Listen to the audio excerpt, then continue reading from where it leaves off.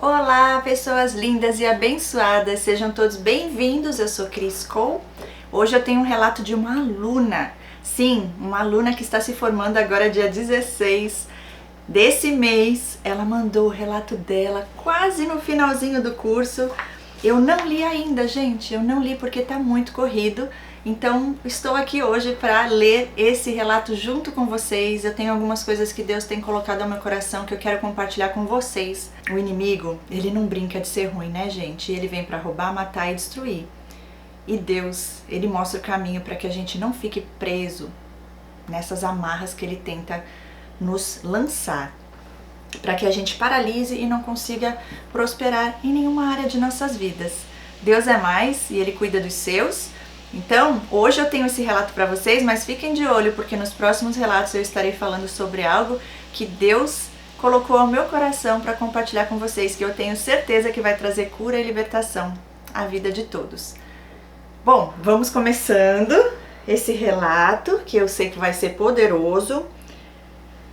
Nas aulas, nós temos alguns momentos ali que nós falamos um pouquinho da nossa história de vida, né? Fortalecemos umas às outras, temos terapia em grupo e eu conheço um pouquinho da história de cada uma delas. Então eu tô aqui curiosa para saber do íntimo, né? Do profundo que ela vem relatar. É um relato até que curto, mas eu tenho certeza que será poderoso. Prontinhos? Prontinhas aí? Vamos lá então!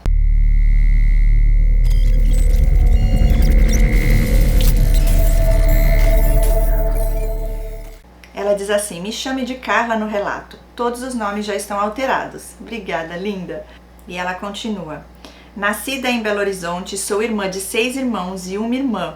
Mãe de um filho de 21 anos e hoje sou cristã evangélica, mas sempre fui muito ligada ao ambiente religioso católico desde a minha infância. Muito bom compartilhar isso. Ela diz: desde a minha infância, adolescência e juventude também. Até que aos 22 anos Deus me encontrou em meio a uma depressão e abandono. Olha, em um casamento com um narcisista e me trouxe para o reino do seu amor Jesus. Glória a Deus por isso. Uau! Olha que poderoso, eu vou repetir. Até que aos 22 anos Deus me encontrou em meio a uma depressão e abandono em um casamento com um narcisista e me trouxe para o reino do Senhor, do seu amor, Jesus. Olha só, 22 aninhos, gente, uma jovem, né? Começando a vida ainda.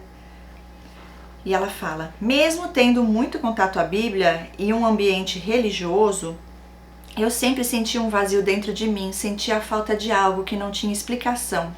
Na fase da juventude, todas as colegas namorando e tendo relações sexuais, e elas contavam com tanta emoção que eu chegava a pensar que eu tinha que ter relação sexual com alguém para que fosse suprida a falta que eu sentia e não sabia explicar. Olha aí, isso aqui já é algo que nós todos vivemos, né? Principalmente quando existe a codependência. Por quê? Porque são os traumas lá da infância, as feridas emocionais que ainda estão abertas, mas a gente não tem como identificar até Deus revelar. A gente só sente e inconscientemente estamos em busca desse alívio. Então ela imaginou: nossa, essas minhas amigas estão super felizes, é tanta emoção para elas, né? Então eu devo de repente ter relação sexual com alguém, porque daí eu também vou estar com essa felicidade toda. Só que não, né? Porque na verdade elas também não estavam nem sabendo o que estavam fazendo, provavelmente. E ela continua: quando criança eu tinha uma vizinha que era poucos anos mais velha do que eu, e ela me chamava para ir na casa dela, me pedia para ajudá-la a lavar as vasilhas, pois todos tinham ido trabalhar e ela tinha que dar conta da casa sozinha. Às vezes ela me chamava para ir ao banheiro e me dizia que iria namorar comigo. Eita! Eu tinha cerca de 7 anos e não tinha maldade. Não, mas e essa vizinha tinha quantos anos? Ela tirava minha roupa e me deitava no chão, me beijava, tocava nas minhas partes íntimas e dizia palavras de humilhação a respeito da cor da minha pele e outras coisas mais. Meu Deus, que é isso? Vizinha demoníaca, diabólica. Queria saber a idade dessa vizinha.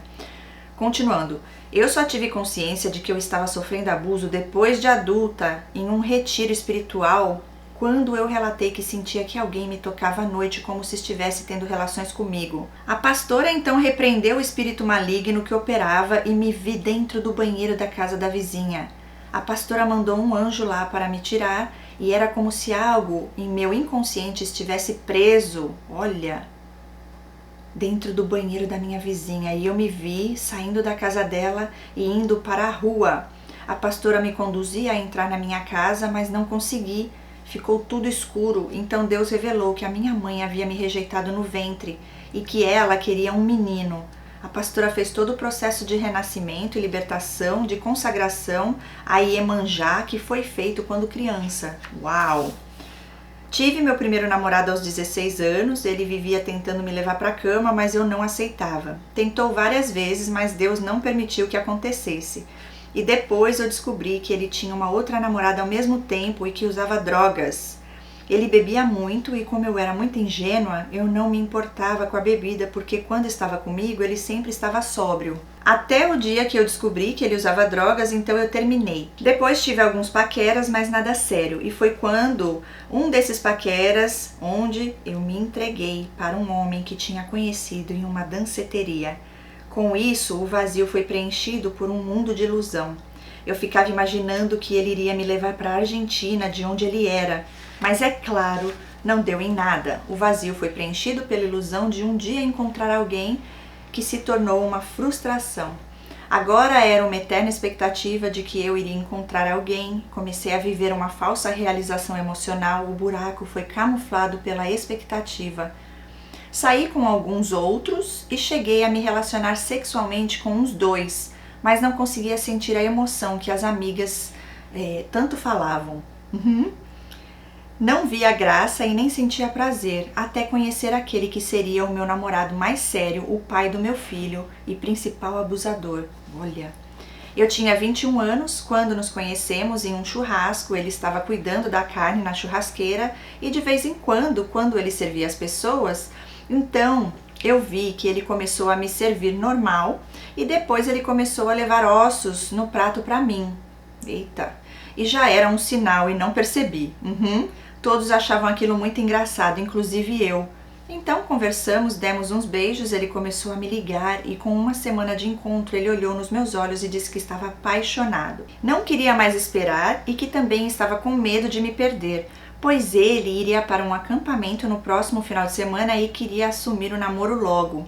Eu fiquei deslumbrada, ninguém tinha dito isso para mim antes. Foi como um encantamento. Ele foi na casa dos meus pais, pediu a minha mãe para namorar comigo, nos encontrávamos nos dias marcados, saíamos e em poucos meses, em menos de 2 meses, ele me convidou para ir para a casa dele para jantarmos, pois tinha ganhado uma garrafa de champanhe Chandon. Olha aí, o banquete do Satanás. Vem que eu ganhei champanhe, vamos celebrar a vida. Continuando. Disse que tinha ganho essa garrafa de champanhe e estava esperando para abrir quando eu fosse lá. Olha que especial, hein? Especial só para você e ele. E ele preparou cannelloni para o jantar e depois, é claro, fomos para o quarto dele e tivemos nossa primeira relação sexual. Parecia que eu finalmente tinha encontrado a felicidade que as amigas falavam. Então eu fui ficando por conta do namoro, trabalho e casa. Já não tinha amizades além daqueles que era do convívio dele. Viajávamos, íamos a festas, acampamentos, até que eu engravidei. Quando eu falei que estava grávida, ele viajou com os amigos e ficou 15 dias sumido. Não atendia o telefone e quando ligava para a casa dele, a mãe dele me xingava e dizia que o filho dele tinha que espairecer, aliviar a cabeça. Estava com a cabeça quente e eu passando mal na casa da minha mãe. Então, ele não ia mais me encontrar como antes, que ele ficava o final de semana inteiro em minha casa e ainda ia outros dias da semana. Depois que engravidei, ele passou a ir poucas vezes e foi assim até o bebê nascer, quando fui pressionada a me casar.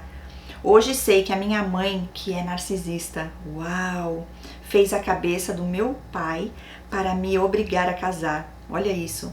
Ele falou que não iria aceitar filha, mãe solteira dentro de casa, mas ele não tem esse tipo de pensamento, então me casei e fomos morar na casa da mãe do João. Continuando, eles dividiram a casa onde morava e fizeram uma casa geminada. Ok, na reforma eu não pude escolher como eu queria que fosse feito, a mãe dele escolheu tudo e assim vivemos. Outra narcisista provavelmente, né? Agora é a sogra, a mãe, o marido, quem mais? João tinha a vida de solteiro e eu ficava em casa lavando, cozinhando, cuidando do filho e seguindo as orientações da mãe dele, dizendo como eu deveria fazer as coisas. Era ela que mandava na casa e ele gostava, é claro. Eles ficavam um bajulando o outro e me humilhando. O João bebia todos os dias e me obrigava a ter relações com ele bêbado e sem banho. Era horrível. Ai, gente. Eu sempre morta de cansaço e tendo que dar conta de tudo. Ele não comprava roupa, sapato, não comprava nada pra mim. Ele comprava os alimentos e pagava as contas. E eu vivia com o que ganhava das tias dele. Roupas usadas eram até boas, mas eu não tinha o direito de ir em uma loja e comprar. Gente, que triste. Certa vez eu tive que implorar para ele comprar um creme de pele para mim. Uma tia do João levava nosso filho 2 vezes ao ano ao shopping para comprar roupas e sapatos. Era um passeio de humilhação para mim e festa para eles. Porém, eu sempre fui muito grata porque eu não poderia comprar. Eu não podia trabalhar porque não tinha com quem deixar o Carlinhos. Era uma prisão. Eu até consegui um emprego em meio horário e todos os dias ele tinha algo para tirar a minha paz. Ele me ligava, criava suspeitas, confusões. Eu comecei a comprar as coisas que eu precisava e até assumir algumas contas. Até que um dia eu saí para trabalhar e tive que voltar para buscar a minha garrafa de água. Quando eu entrei em casa, eu vi o Carlinhos em frente à pia da cozinha, aos prantos, me chamando, e o João estava dormindo no quarto, pois tinha bebido no dia anterior. Meu Deus do céu, abandonando o filho ali. Não sei quantos anos tinha seu filho, né? Mas devia ser pequeno. E ela continua. E teve um dia que fomos ao supermercado e depois que fizemos a compra do mês, ele falou que iria comprar algo que eu quisesse. Então me levou na prateleira, de prateleira em prateleira, e quando eu escolhi uma caixa de bombom, ele disse que não iria comprar porque era porcaria. Mas as bebidas e carne para fazer o churrasco e ficar bebendo o final de semana todo, ele já tinha comprado. Exato, né?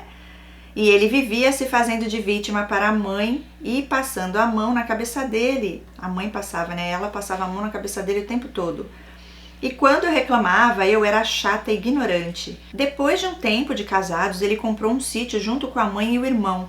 E tudo que eles compravam era para construir a casa do sítio. Aí ele começou a ficar no sítio por semanas e arrumou uma amante por lá. Olha que beleza. E isso com o consentimento da mãe. Narcisista, já tô vendo aqui. É um ser das trevas também. A sogra diabólica. Já foi a vizinha. Olha aí, quantas na vida? A vizinha, agora a mãe, a sogra, o marido. E ela fala... Ele me tratava como uma escrava, começou a ameaçar de me bater e certa vez tínhamos sido convidados para ir a uma festa na casa de uma vizinha. Então nós ficamos esperando ele chegar para sair, mas eu vi que ele não iria chegar a tempo e eu fui com o meu filho e a mãe dele. Fomos e voltamos e ele ainda não tinha chegado e eu fiquei preocupada, esperei ele chegar do serviço e ele chegou, era de madrugada. Quando eu ouvi ele entrar no portão, ele estava ao telefone e disse: cheguei em casa, beijo, tchau. Quando ele entrou, eu perguntei para quem que ele estava mandando beijo e ele ficou bravo e disse que não era ninguém e que não mandou beijo para ninguém. E eu fiquei ali esperando ele até a hora que ele chegou de madrugada. Ele trabalhava como cobrador de ônibus e começou a ligar para alguém que dizia ser da padaria onde ele trocava moedas para pegar troco para o ônibus. Certo dia ele separou um tanto de livros de romance que ele tinha e colocou na bolsa e eu perguntei para quem eram os livros e ele disse que não era da minha conta. Eita, começou bem. A bandeira vermelha, já nem vou pegar, vocês já sabem, já conhecem, é a imaginária. Nessas festas de fim de ano, nós íamos para a casa da tia dele, onde todos se reuniam, e eu não via a hora de acabar. Sabia que eu não era bem-vinda, mas tinha que ir porque eles preparavam amigo secreto e tinham também a questão do meu filho, que ficava na expectativa de ganhar os presentes que as tias solteironas compravam. Então, quando meu filho ficou maior um pouco, eu voltei a estudar e foi quando a minha mente foi se abrindo e percebi que estava sofrendo muito. Mudei de cidade com meu filho e achei que o João não iria, mas um mês depois ele foi atrás. Eu pensei que iria melhorar o comportamento, pois não estava mais perto da mãe e da parentela, e me enganei mais uma vez. Aí que ele ganhou mais liberdade para fazer o que queria, conseguiu emprego rápido e já fez amizades para ir pescar, saía sem dizer para onde ia e eu ficava preocupada porque onde ele trabalhava tinha gente de boa parte de fora da cidade. E meu medo era que ele bebesse e acontecesse alguma coisa. Aí a culpa seria minha que inventei de mudar de cidade, né? Aham. Certa vez o João saiu e disse que iria ajudar um colega a fazer a laje da casa. Ele saiu e ele mesmo trancou o portão. Quando ele voltou, chegou bêbado e limpinho e gritou do lado de fora que eu tinha trancado ele. Só que um dos que estavam no carro desmentiu na mesma hora, falando que ele mesmo tinha trancado. Eu estava varrendo a área e ouvi tudo, e ele entrou de cara fechada e foi dormir.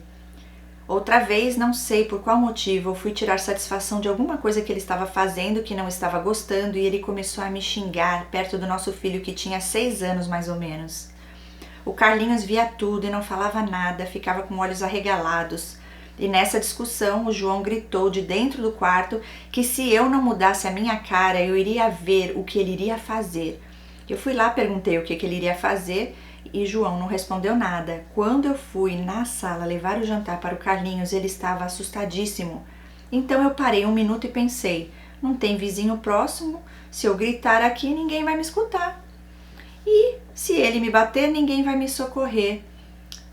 Pronto, vi a cara de assustado do meu filho e foi a gota d'água. Então eu voltei no quarto e falei que eu não iria mais ficar casada e que era para ele pedir na empresa um quarto em um dos alojamentos para ele ficar, porque eu não iria aceitar ele em minha casa mais. Peguei meu travesseiro e fui dormir com meu filho. Aí nos dias seguintes o João ficou mansinho. Ai, desse jeito. Agora ele viu que ia perder alguma coisa, vem o assopra, né? E ela vem e continua. Pediu perdão, disse que não iria fazer aquilo novamente, que iria começar a ir na igreja comigo e queria aceitar Jesus. E eu falei que se ele quisesse aceitar Jesus, que seria muito bom para ele, mas eu não voltaria na minha decisão. Olha, gostei de ver. Eu não voltaria atrás em questão à separação e ele levou metade de tudo, até dos talheres e panelas. Ai, gente, é uma coisa, uma miséria na mente desse povo. Ficou com o carro e como a casa era do terreno da mãe, ele voltou para onde morávamos e continuou a vida como se nada tivesse acontecido. Não se importava com o filho e a mãe dele sempre ligando para saber da minha vida e tentar nos controlar de longe, dizendo que iria pedir a guarda do Carlinhos. Meu Deus, é narcisista essa véia, viu? E eu fiquei na cidade pagando aluguel de R$400 com uma pensão de 200, até que consegui um emprego. Mas estava muito abalada e decidi voltar para a casa da minha mãe, pensando que teria apoio, amor e acolhimento. Doce ilusão mais uma vez. Ela se fazia de vítima dos meus irmãos e do mundo. Eu trabalhava e comprava as coisas para casa e ela distribuía entre meus irmãos e as pessoas da rua e com quem mais ela queria. Tudo acabava em menos de uma semana. Tudo que tinha ela saía dando para quem chegasse em casa. Era a boazinha caridosa, mas vivia falando mal dos outros de forma velada. Colocava os filhos uns contra os outros, os sobrinhos contra os tios. A casa tinha um clima constante de guerra. Vivia falando mal do meu pai e acusando ele de ter abandonado a família e arrumado outra. Eita, narcisista também, a tua mãe, hein? É desse jeito. Mas vivia pedindo para ele dinheiro, para tudo, e ele dava, na verdade, dá até hoje. Então, quando percebi que o meu dinheiro não estava dando para pagar minhas contas, por ter que manter a casa, eu resolvi voltar para a cidade onde estava antes da separação, pois o meu pai mora lá. Comecei a me restabelecer, terminei a minha faculdade, comecei a fazer amizades, conhecer novas pessoas. Foi quando, então, eu resolvi ajudar Maria, a esposa do meu irmão mais novo, que dizia que estava sofrendo muito no casamento, que meu irmão não tinha responsabilidade, que tínhamos que orar por ele, dizia que tinha sonhos, que ele se envolvia com coisas erradas e era assassinado. Pronto, agora é a cunhada narcisista, é isso? E ela põe entre parênteses, hoje imagino que ela podia estar tramando de matá-lo. Ah, sim, vai piorando o grau, essa é psicopatia? Parece, hein? Olha isso, gente, isso aqui é fato, tá? Vou até repetir. Olha o que ela falava sobre ele, é desse jeitinho, a cartilha das trevas, eles não mudam. É mesmo passinho de Satanás ali, ó. O que ela dizia sobre seu irmão? Tá preocupada, né? Que meu irmão não tinha responsabilidade, que tínhamos que orar por ele. Olha, ela é tão boa, a esposa preocupada com o seu marido, né? Sujos, covardes. Dizia que tinha sonhos, usam muito de sonhos, porque como é que você vai provar que é verdade? Ela sonhou, entre ela e Deus, né? Dizia que tinha sonhos, que ele se envolvia com coisas erradas. Aham. Olha isso. Eu fui sendo convencida de que ela estava sofrendo até que um dia nós entendemos que ela deveria ir morar na cidade em que eu estava. Ela já tinha o costume de passar férias e feriados na minha casa e sempre conversávamos muito. Eu fazia as coisas que ela e meus 2 sobrinhos gostavam. Eu contava os meus problemas, projetos e sonhos. Olha aí. E ela sempre ouvia, mas nunca dava dicas ou demonstração de que iria me ajudar com alguma coisa. Só ouvia e dizia que estava orando e sempre mostrava o lado mal das pessoas que ela queria que eu me afastasse. Orando contra, né? Para dar tudo errado. Deus é mais. Olha lá, e para você se afastar das pessoas. Até que ela foi morar perto de mim e comecei a ter problemas com as pessoas que antes não tinha. Ela se aproximou das minhas amizades e foi me difamando sem eu nem perceber. É desse jeito. Quando vi, todos estavam me tratando com indiferença e se afastando de mim e se aproximando dela. Ela começou a se aproximar do líder da igreja, que a colocou no ministério de louvor e para pregar a palavra. E depois disso, o líder começou a me tirar das escalas e me tratar diferente. Até que eu descobri que que ela estava interessada nele e mentindo, falando que estava indo conversar com ele porque Deus trazia respostas para a vida dela e que eles estavam orando pela restauração do casamento. Olha que ser das trevas essa mulher, hein? Maligna. E o pastor também. Da onde vem? Continuando, eu comecei a estranhar o comportamento da Maria e o líder, e as orações que ela fazia. Ela começou a me desprezar e tratar mal, me explorava financeiramente, ela comprava as coisas para ela e para a filha e escondia no quarto para comerem depois. É desse jeito, uma mesquinharia, pobreza mesmo. É no espírito mesmo. Gente ruim. E ela continua: nós dividimos a mesma casa por 2 longos anos. Eu pagava metade do aluguel e das despesas da casa. Meu dinheiro nunca sobrava e ela estava sempre viajando para a praia com a família, com a desculpa de que estava com a mente cansada de tanta guerra espiritual que ela mesma provocava dentro de casa. E eu percebia um ambiente carregado de energia ruim. Quando ela cantava e tocava o violão, era como se ela chamasse demônios para perto. Era horrível, olha. Ela ora em línguas e chora e diz que Deus fala as coisas, porém eu sentia um peso. Eu não sentia paz e tudo que ela dizia que era revelação era falando mal do outro e favorecendo a ela. É desse jeito. Gente, a gente sabe quando não é de Deus, porque o Espírito Santo mostra pra gente. E aí é só questão de tempo de ter as confirmações, porque Deus não deixa os seus filhos enganados. E é desse jeito mesmo, hein? Eu tô vendo que essa aqui é a pior de todas no teu relato. Meu pai do céu, é inveja, muita inveja de ti, viu?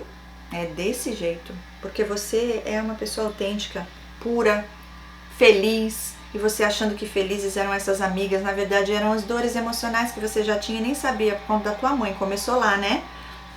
Depois veio a vizinha e o inimigo não para. É a escala que ele vai mandando das trevas. Vai você agora, demônio 1, demônio 2.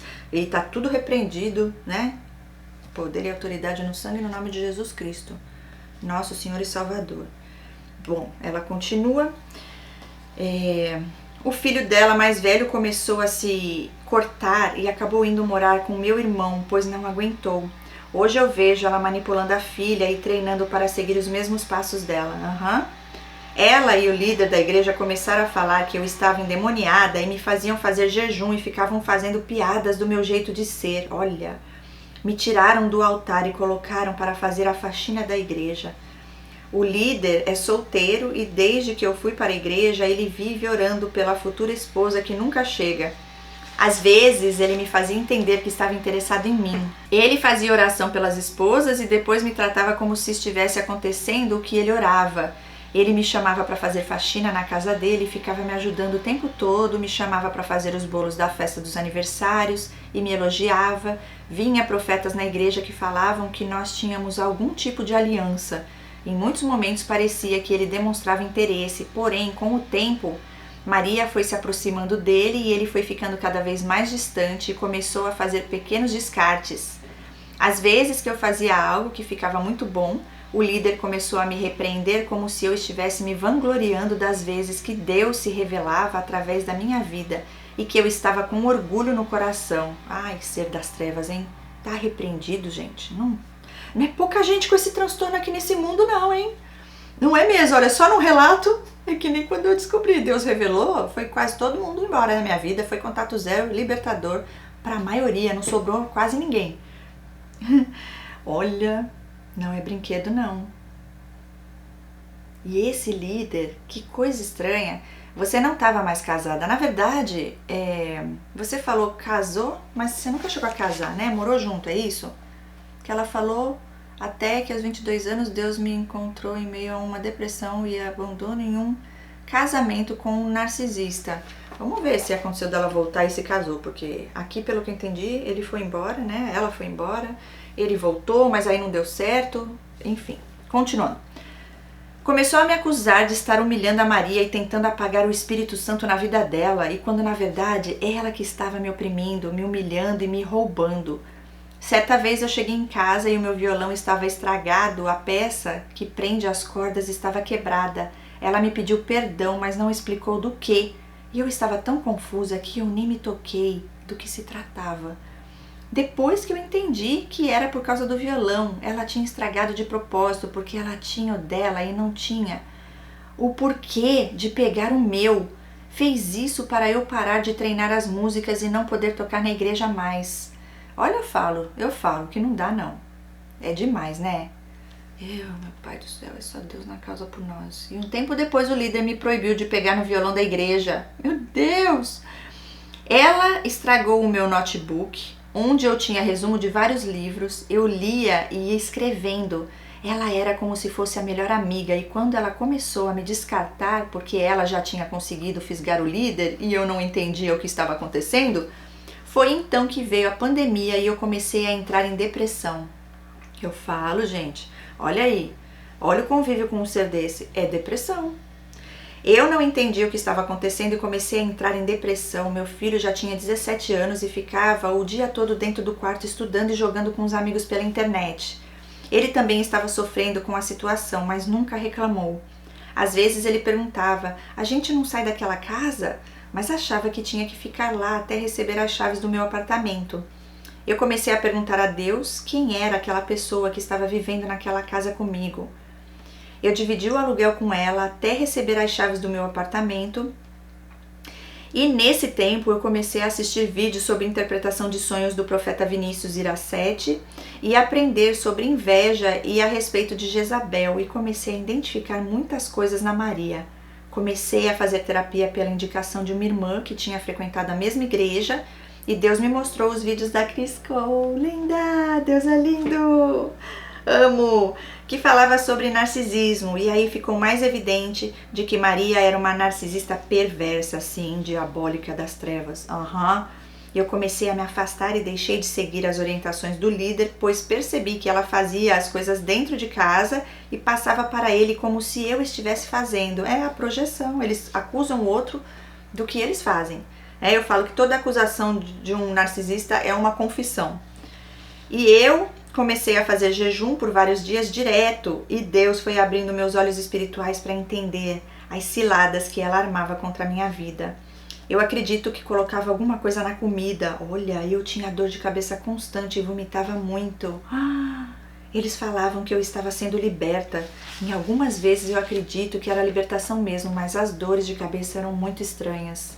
Isso acontece, gente, que a presença do mal ali, a energia deles, o ambiente fica mesmo pesado, e você é sensitiva, né? Uma pessoa sensível, que consegue, né, de certa forma, mesmo sem saber, mas você já tem esse dom. E é incrível, né, do que são capazes esses seres. Meu pai do céu, eu fico indignada, porque é desse jeitinho mesmo. Tô adorando o teu relato, porque você descreve de uma forma que é desse jeito mesmo que elas agem. É o passo a passo para tentar destruir a vida de alguém. E ela fala, me lembro de ter orado e falado com Deus assim: Pai, eu sei que isso que eu estou vivendo tem um propósito, então eu quero aprender tudo o que for necessário para eu passar na prova, porque eu só quero te adorar e cumprir meu chamado aqui na terra. Que linda! Ai, Deus deve ter ficado muito feliz. E ela fala, então as coisas foram ficando mais claras e eu fui me aprofundando no conhecimento sobre o transtorno através dos vídeos da Cris, da Tariana e do canal Narciso Seu Espelho Quebrou. Gosto muito. Eu sonhava coisas horríveis a respeito de Maria, e eu sonhei que uma serpente gigante tentava me enrolar, ou melhor, se enrolar em mim, só que não conseguia. Ela perdeu as forças e saiu correndo, descendo um caminho, e depois era como se a Maria tivesse saído de dentro da serpente e a casca caiu no chão. Olha, é isso aí, revelação, hein?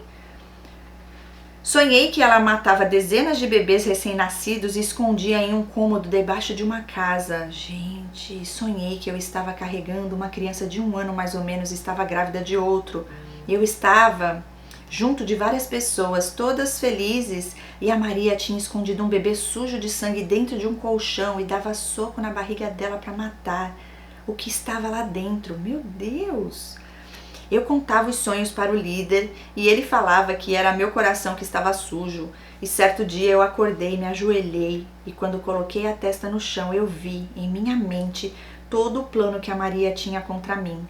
Deus me falou a intenção do coração dela e que ela foi enviada por Satanás para me destruir. Uau! Que poderoso! Isso é real! Gente, e esse líder... Sabe o que eu quero falar aqui pra vocês, que é muito importante? Deus tem falado ao meu coração e é libertador, gente. Deus em primeiro, acima de tudo e de todos. Ninguém, nenhum pastor, nenhuma pastora, ninguém pode estar em primeiro lugar na nossa vida. Olha o que esse líder estava fazendo na mente dela. Então a gente não deve ouvir e confiar em nenhum profeta e pastor que vem e fala coisas que você já sentiu ali que não é de Deus. Você tem que pedir a Deus a confirmação.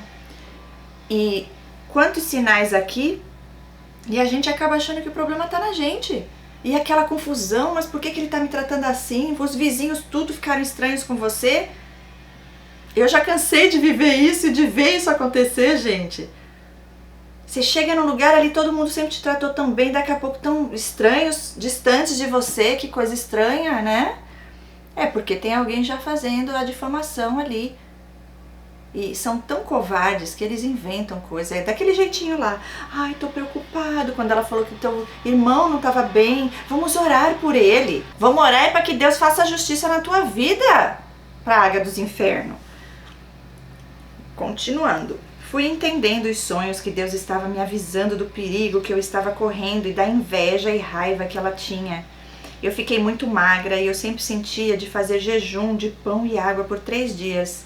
Ela não gostava quando eu jejuava, ficava com raiva de quando alguém me elogiava. E se eu ganhasse ou comprasse alguma coisa, ela não gostava.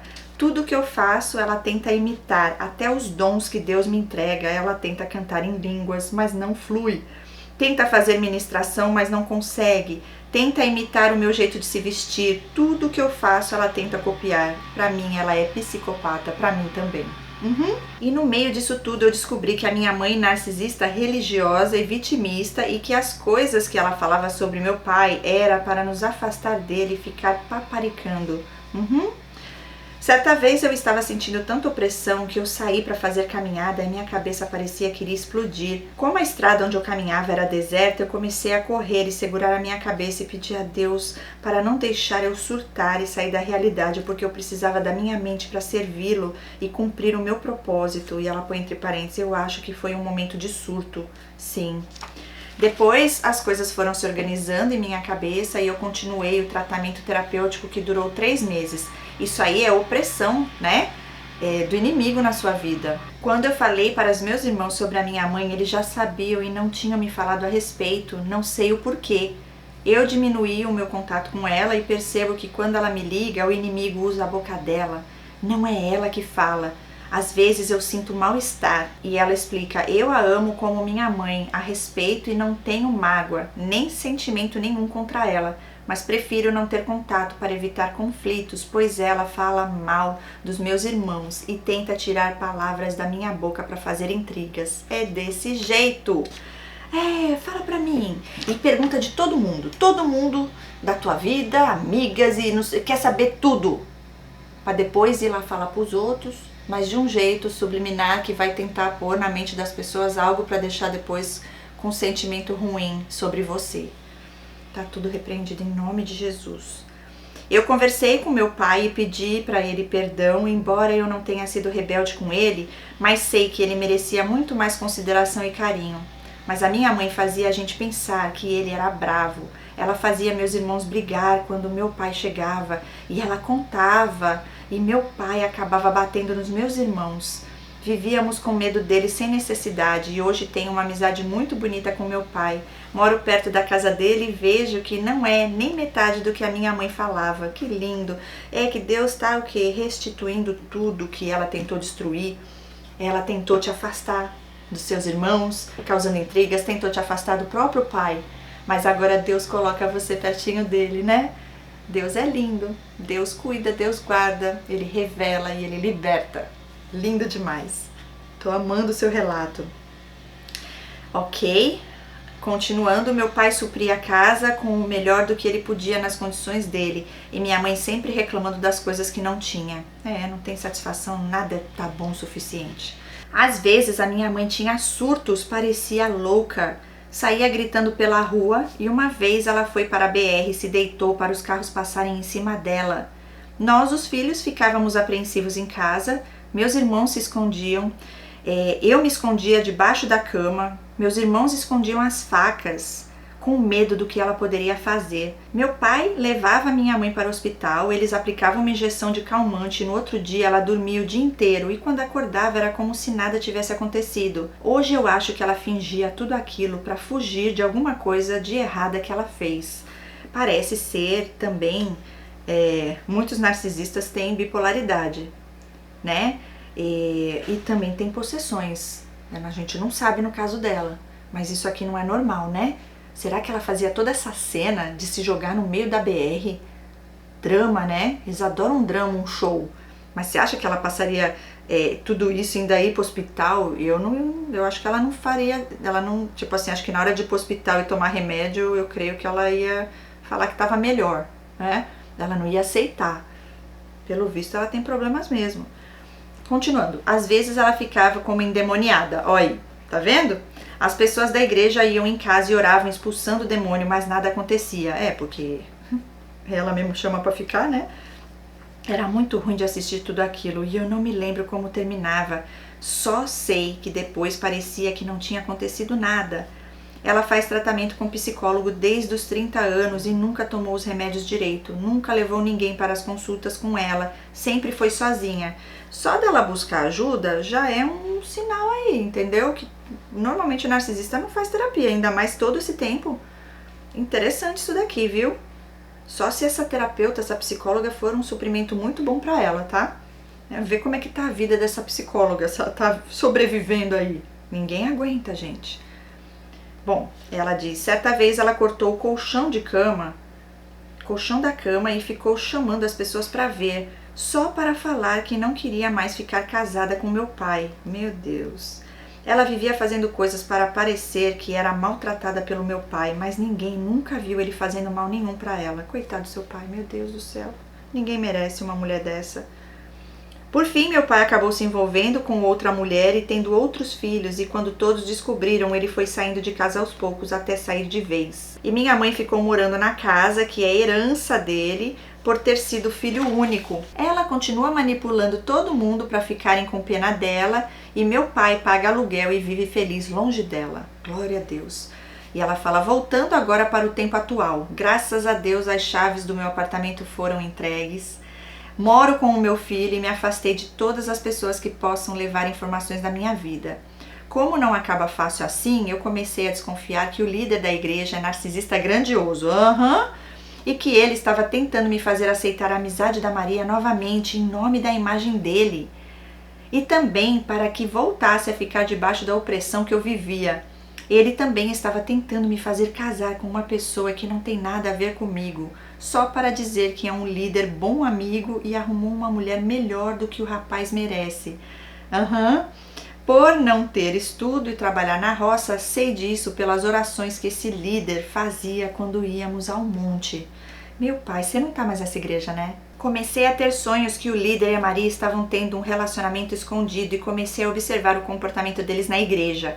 Deus foi me mostrando algumas coisas, eles comentavam coisas sobre academia, como estivessem fazendo juntos. Ela não ia na igreja e vivia dizendo que estava passando mal e ia na casa dele.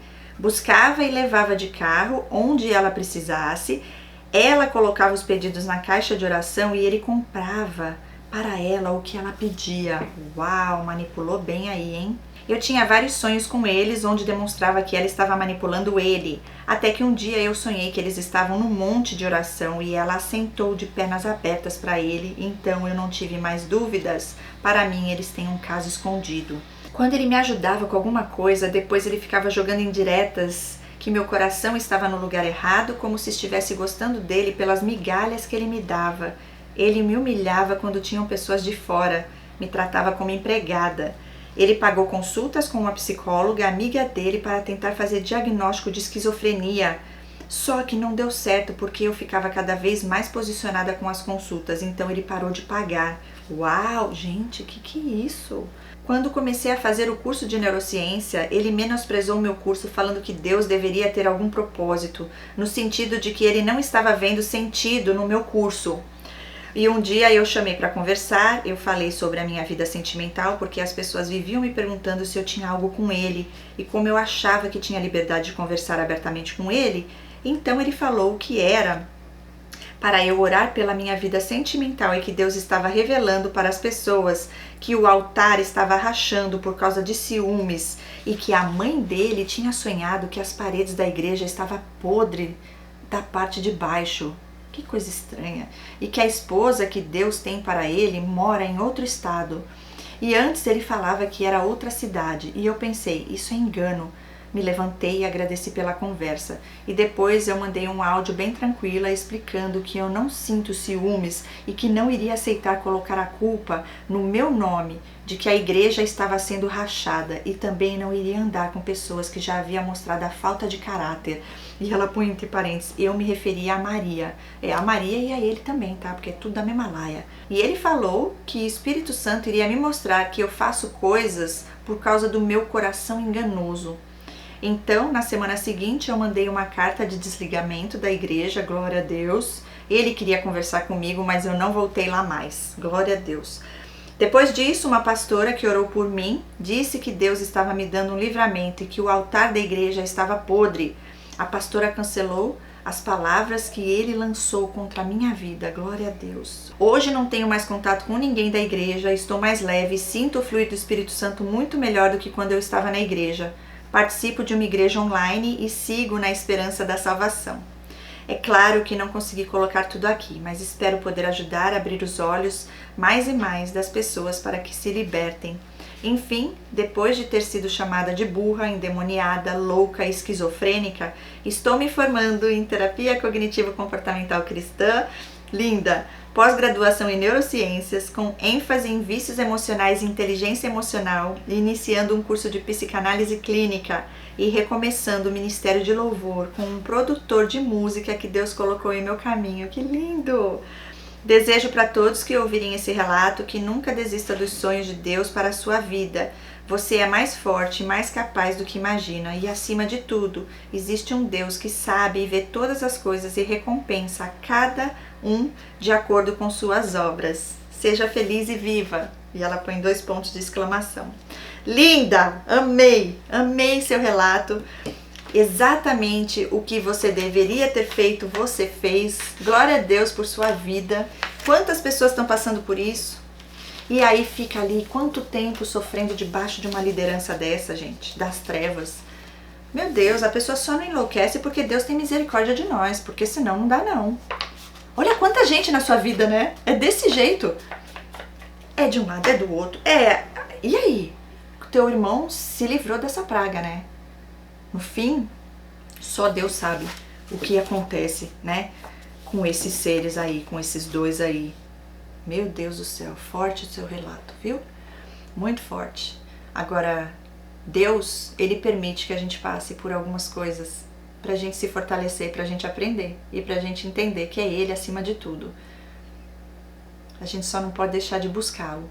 E o inimigo, ele tenta trazer exatamente essas dores, essas divisões, essas confusões dentro da igreja para que você não queira mais participar, congregar, para que você não queira mais estar na presença do Senhor. Não que você não possa estar o tempo todo, gente, o relacionamento com Deus. Mas é importante também você estar, né, num ambiente onde você se sente à vontade, que você ali sente de verdade que tem a palavra verdadeira. Porque a palavra verdadeira de Deus vai entrar, você vai ouvir, vai te alimentar, vai te fazer bem, você vai sair melhor do que quando você chegou. Se só está te trazendo conflito, piorando, né, tudo, trazendo mal-estar, se não te traz paz, pode ter certeza que não vem de Deus. Aí é pedir confirmação e sair mesmo, que foi o que você fez, ok? Mas que fique claro aqui que as pessoas busquem, então, um lugar onde você se sinta bem, onde você possa estar congregando, possa estar ouvindo e recebendo, né, do amor e da palavra do Senhor. No caso, ela hoje está fazendo isso online. E uma das coisas que eu quero falar para vocês que o Senhor colocou ao meu coração é que é muito importante a gente buscar cuidar da nossa saúde emocional. Sim, porque você pode perceber que o inimigo ele vai entrar nessas vulnerabilidades, nesses momentos de fraqueza onde ela teve, né, essa coisa lá na infância já, nas amigas que começaram a ter relação sexual, ela já começou a achar que então ela fazendo isso ela também teria essas dores, esse vazio suprido. Então ele vai aos pouquinhos, vindo pelas beiradas. Quando você vê, você está vivendo um inferno, sendo que não é nada disso que Deus tem para nossas vidas. A nossa saúde emocional, ela é tão importante, gente, tão importante, curar essas feridas, porque, como eu estava falando, o inimigo ele vem oferecendo os alívios para isso, e muitas pessoas acabam entrando em vícios, quanto bebida e outras coisas como drogas, em busca desse alívio, muitas vezes se alimentando de uma forma totalmente tóxica, não se cuidando. Tem que cuidar, gente, tem que buscar. Não esperem que chegue a piorar para você se cuidar. Nosso corpo é templo de Deus.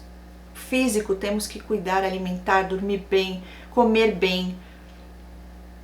O emocional, cuidar da nossa mente, sim, com terapia, com as pessoas certas que Deus enviará. Pessoas de Deus. E o espiritual, sim, buscando sempre ao Senhor. E Ele vai nos libertando através da palavra dEle, e do amor dEle, da misericórdia dEle. E nós fazemos a nossa parte, pois Ele já nos deu poder e autoridade para pisar em cobras e escorpiões. E para cada tentação que o inimigo traz, nós temos também poder para renunciar cada uma dessas tentações. É o que eu deixo aqui hoje, para a honra e glória do Senhor, e que todos nós possamos seguir firmes e fortes, vencendo, renunciando, arrependendo e buscando um caminho, fazendo a vontade de Deus, obedecendo a Deus, Ele acima de tudo. Em nome de Jesus. É o que eu deixo hoje aqui para vocês. Se você tem um relato também para enviar, mande para o meu e-mail, relato.sobrevivente@hotmail.com. Nos vemos então em breve. Até lá. Deus abençoe.